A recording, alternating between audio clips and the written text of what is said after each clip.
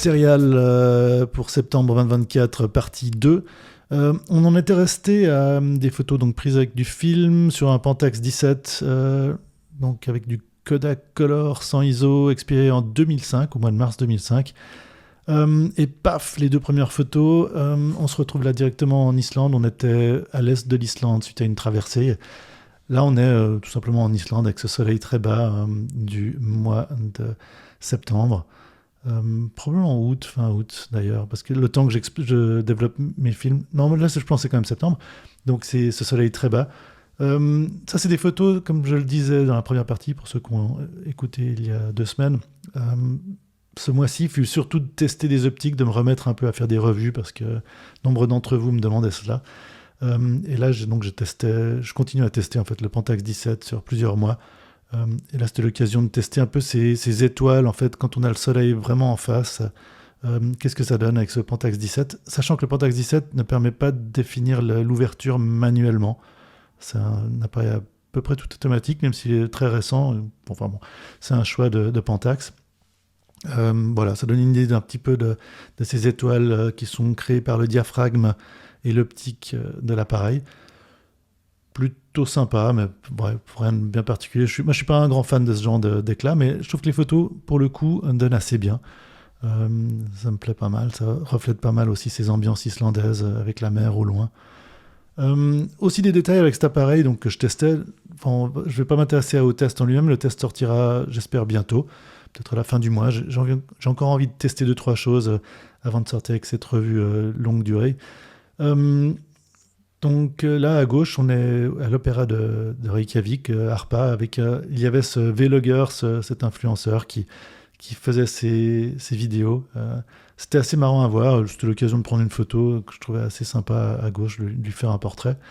Ou à droite, simplement un détail de la ville de Reykjavik. Je sais pas, pour ceux qui suivent mes photos et qui l'apprécient, c'est un peu le genre d'ambiance que j'aime bien prendre, avec cette végétation qui pousse un peu n'importe où. Là, alors toujours le même équipement, le Pentax 17...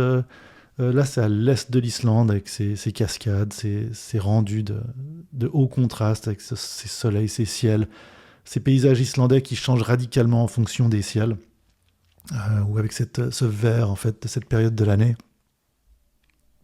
voilà, avec ces rivières.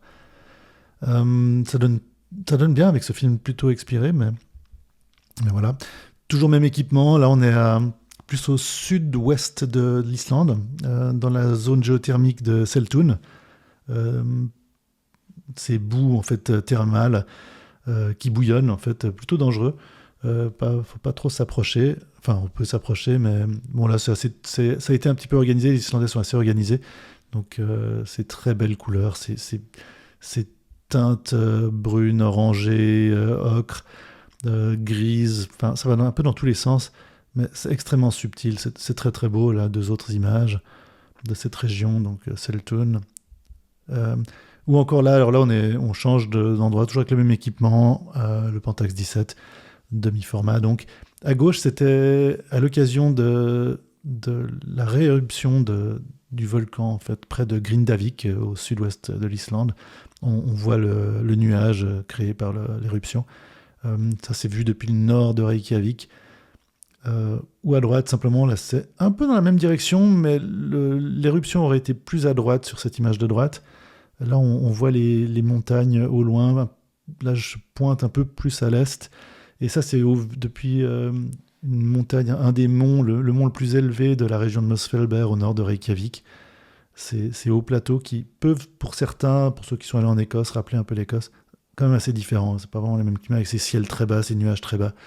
Des ambiances qui sont assez incroyables.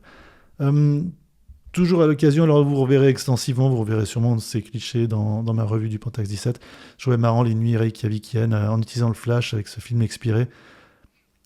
Là, c'est au bar Röntgen, un des endroits pour aller danser la nuit.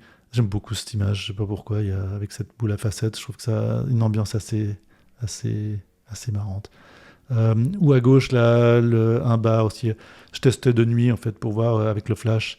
Là, c'est le radar, le bar radar avec une lumière verte. Là, je pense que c'est quelqu'un qui est en train de faire une photo du DJ avec un écran, je ne me rappelle plus trop. Enfin, bon, il y a des choses qui bougent. et des choses qui ne bougent pas, dont le DJ, une image que je trouvais marrante. Ou à droite, là je change complètement d'équipement. Là, c'est le M240, donc de Leica, plein format, de 2012, je crois, je ne sais plus trop, non, 2015, 16.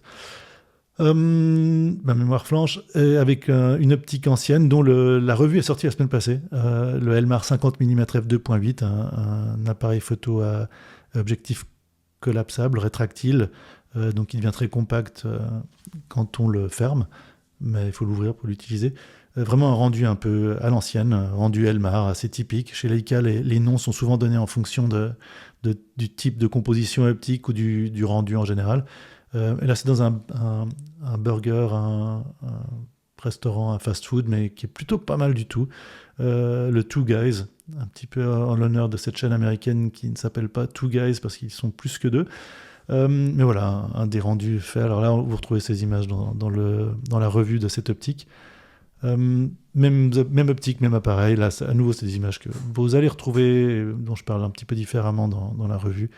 Donc là, c'est au nord de Reykjavik, le mont Esja, une balade qui était l'occasion de tester cette optique avec le soleil de face, essayer de voir un petit peu tout ça, mais surtout une opportunité pour moi d'entraîner un petit peu, comme j'en parle souvent, ce muscle photographique. J'aime bien tester, expérimenter, prendre des photos. Je le fais surtout en fait pour pas tout le temps me retrouver derrière un appareil photo. J'essaie de prendre le moins possible de photos, donc quand j'aime bien un environnement, donc un petit peu comme si je prenais de la photo numérique, comme un peu avec du film, parce que je pense que, en tout cas pour moi, l'expérience d'aller me balader quelque part, l'expérience d'un lieu, c'est surtout le vivre sans la photo, et les photos sont juste là pour garder quelques mémoires ou pour le transmettre, pour raconter des histoires. Donc voilà, 2 images. En fait, à droite, là, c'est plutôt le quartier ouest, c'est des buts près de l'emplacement où je vis, que j'utilise souvent dans mes photos. Pour ceux qui suivent régulièrement, vous les verrez souvent. Voilà, toujours des photos de Reykjavik qui font partie de cette revue que j'avais fait pour le M240 enfin surtout pour le Elmar 50 mm f2.8 rétractile, des détails de Reykjavik, du centre-ville. Ou ici, donc, 2 photos de la zone ouest avec les montagnes au fond, qui sont la zone un peu volcanique actuellement active proche de Reykjavik, ou simplement la mer. Des photos que j'aime bien de ce mois passé. Changement d'appareil, là. Là, on est avec probablement l'appareil photo numérique de Leica que je garde le plus proche de mon cœur. C'est un petit peu beaucoup. Le M8 avec un 21 mm f4.5. Ça, c'était à l'occasion d'un tournage qui avait lieu dans le quartier ouest de Reykjavik avec les éclairages.